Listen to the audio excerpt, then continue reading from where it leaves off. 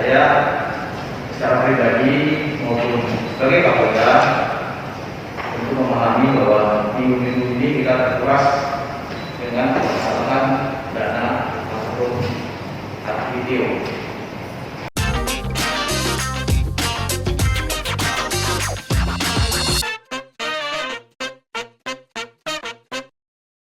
Sebenarnya sejak mengikuti investigasi dari Dahlan Iskan tentang rencana sumbangan 2 triliun rupiah dari keluarga almarhum Akiditio, saya sudah mencium bau yang kurang sedap. Dan saya rasa Pak Dahlan juga begitu.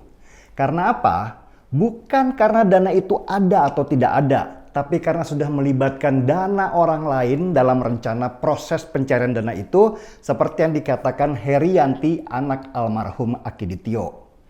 Dari tulisan Dahlan Iskan terbongkar kalau ada seseorang yang meminjamkan uang sebesar 3 miliar rupiah kepada Herianti yang awalnya untuk bisnis, tetapi ternyata dipakai untuk melakukan proses pencairan dana itu di Singapura. Padahal sumber dana yang mau dicairkan juga belum jelas. Memang Pak Akiditio almarhum dikabarkan adalah orang kaya di Palembang yang sering pulang pergi ke Singapura untuk bisnis. Hanya beliau itu sudah meninggal selama 12 tahun dan tidak meninggalkan jejak apapun tentang bisnisnya di Singapura kecuali dari perkataan beberapa orang saja. Dan sampai sekarang masalah dana 2 triliun itu juga belum jelas karena sudah pasti ya prosesnya rumit dan berbelit kalau harus ngurus-ngurus di Singapura. Lupakan sajalah. Toh juga apa yang dilakukan oleh Herianti, anak almarhum Akiditio dalam masalah rencana sumbangan itu sulit sekali diperkarakan. Karena itu kan niatnya nyumbang. Uangnya juga belum keluar dan tidak ada yang dirugikan dalam kehebohan kasus sumbangan bodong itu kecuali rasa malu yang sangat besar. Rasa malu yang terbesar tentu menimpa Kapolda Sumatera Selatan, yaitu Irjen Pol Eko Indra Heri. Beliaulah yang ada di garis paling depan dalam proses penerimaan rencana sumbangan sebesar 2 triliun rupiah itu. Pada waktu penyerahan bantuan secara simbolik, nama Kapolda Sumatera Selatan menjadi jaminan utama bahwa rencana sumbangan itu benar adanya. Siapa sih yang nggak percaya dengan Kapolda? Banyak orang pasti percaya karena beliau pejabat kepolisian nomor 1 di Sumatera Selatan. Karena itulah berita ini menjadi besar sebab ada nama Kapolda di sana. Saya pun termasuk yang percaya sumbangan itu nyata adanya ya karena ada jaminan nama Kapolda di sana. Dan jabatan setinggi itu tentu bukan jabatan main-main. Apalagi itu jabatan di kepolisian yang sudah pasti kita percaya institusi itu sudah melakukan cek dan recheck sebelum mengumumkannya ke media massa. Tapi mungkin itu yang lupa dilakukan oleh Kapolda. Beliau terlanjur percaya karena yang meyakinkan beliau bahwa sumbangan itu benar adanya adalah seorang profesor. Lengkapnya, Profesor Dr. Hardy Darmawan. Beliau ini seorang dokter dan akademisi yang sangat terkenal di Sumatera Selatan. Profesor Hardy adalah dokter keluarga dari Akiditio, sehingga kenal dekat sekali dengan almarhum pada masa hidupnya. Profesor Hardy yang sudah berumur 75 tahun ini juga adalah seorang guru besar di Universitas Sriwijaya Palembang. Dan dengan gelar dan jabatan yang begitu mentereng, maka wajar ya kalau Kapolda Sumatera Selatan juga percaya dengan beliau. Kronologi singkatnya begini.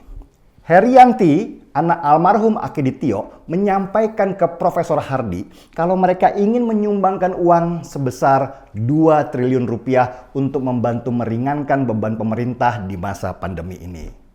Profesor Hardy tidak ingin menerima bantuan itu sendiri dan menyarankan supaya bantuan itu dipublikasi karena nilainya yang sangat besar sehingga harus transparan. Dan penerima bantuan yang cocok buat Profesor Hardy adalah lewat Kapolda Sumatera Selatan. Dan itu juga harus diumumkan ke publik karena mereka tidak ingin ada kecurigaan bahwa uang sebesar itu akan dikorupsi kalau diterima secara diam-diam. Dan disitulah awalnya sehingga wartawan kemudian dipanggil sebagai bagian dari transparansi publik untuk penerimaan dana. Disinilah awal dari bencana itu. Profesor Hardy percaya kepada almarhum Akiditio karena mereka berteman dekat, sehingga dia juga percaya kepada anaknya. Kapolda Sumatera Selatan percaya kepada Profesor Hardy karena beliau adalah seorang dokter terkenal dan guru besar di Universitas Sriwijaya Palembang. Kita semua percaya pada Kapolda Sumatera Selatan karena beliau adalah pejabat dari sebuah institusi besar di negara ini.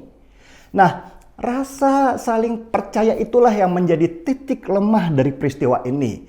Karena akhirnya proses check and recheck itu terabaikan semua. Masa sih seorang profesor berbohong? Masa sih seorang Kapolda berbohong?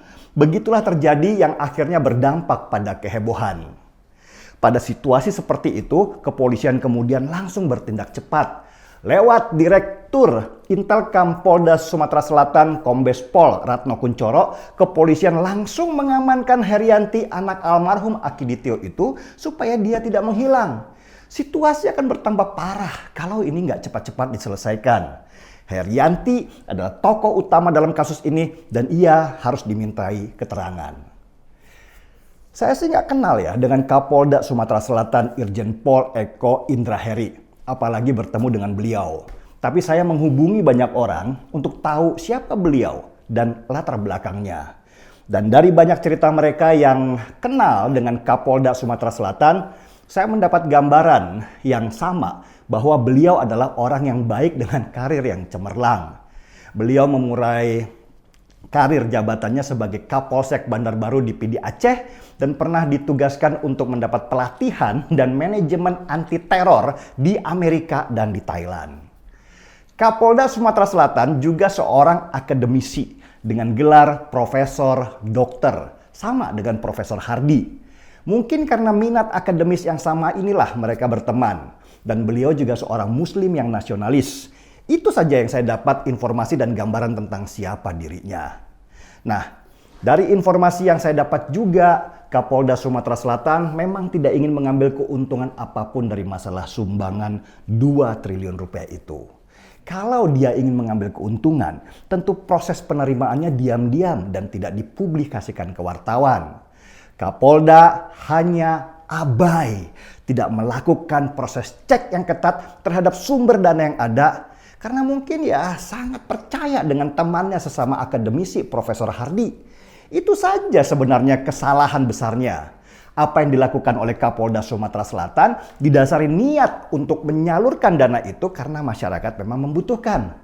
Siapa sih yang nggak senang kalau ketika lagi butuh logistik untuk memerangi pandemi dan tiba-tiba ada tawaran menarik yang tidak bisa ditolak. Nah, karena euforia atau gembira berlebihan, juga percaya dengan rekomendasi dari orang yang sangat dia kenal, maka akhirnya proses recheck pun kelewatan. Ini kesalahan manusiawi sih sebenarnya, dan semua orang pasti pernah mengalami dengan situasi yang berbeda. Perjalanan tidak ada yang sempurna, manusia juga nggak ada yang sempurna.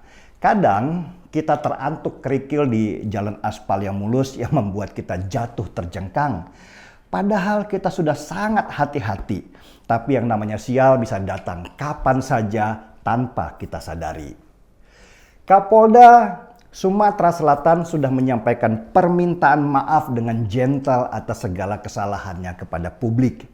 Ia mengakui kalau ia tidak hati-hati dalam mencari informasi sehingga terjadi kehebohan. Dan kesalahan ini tidak perlu ditutup-tutupi atau dialihkan, tetapi harus diakui. Dan inilah ciri dari seorang laki-laki. Dan permintaan maaf dari seseorang dengan jabatan setingkat Kapolda tentu bisa dilihat sebagai cermin dari institusinya, yaitu Kepolisian Republik Indonesia. Bahwa pada akhirnya kepolisian juga bisa berbuat salah dan membuat mereka menjadi sangat manusia, bukan dewa yang gak punya noda. Mengakui kesalahan itu bukan kelemahan, tetapi itu justru sebuah kekuatan. Kita juga semua pernah kok berbuat salah. Karena itu nggak perlulah berlaku sebagai seorang hakim yang tidak pernah berbuat dosa. Sebagai sesama tempat berbuat salah, yang bisa kita lakukan adalah saling memaafkan kesalahan yang ada, sekaligus mengingatkan kalau kita semua nggak ada yang sempurna. Kapolda Sumatera Selatan dan institusi kepolisian Republik Indonesia tentu sangat malu dengan situasi yang mencoreng nama mereka itu. Tetapi rasa malu itu adalah wajar, menunjukkan bahwa yang memilikinya adalah orang yang berakal dan beradab. Kalau nggak berakal, tentu rasa malu itu akan hilang berganti dengan kebebalan. Saya sih berharap semoga situasi ini cepat selesai dan Kapolda Sumatera Selatan bisa kembali menjalankan tugasnya seperti semula. Dan saya juga berharap Kapolri tidak menjatuhkan sanksi yang keras kepada anak buahnya. Dan kita sebagai netizen bisa menerima semua ini sebagai sebuah pelajaran yang berharga. Dari kasus ini, saya jadi teringat pesan lama almarhum ayah. Mereka yang tidak pernah berbuat salah sebenarnya nggak pernah melakukan apa-apa. Seruput kopinya. Markipi, mari kita semua ngopi. Saya Denny Siregar, kita di acara Timeline.